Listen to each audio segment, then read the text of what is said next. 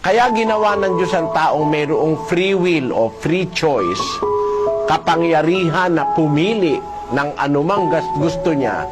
Gusto kasi ng Diyos na makita sa ating mga tao na bagaman tayo'y malayang pumili, ang piliin natin hindi yung pagsuway, kundi pagsunod.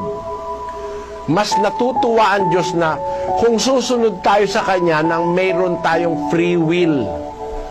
Yung kusa natin na pagsunod, hindi sa pinilit niya lang tayo.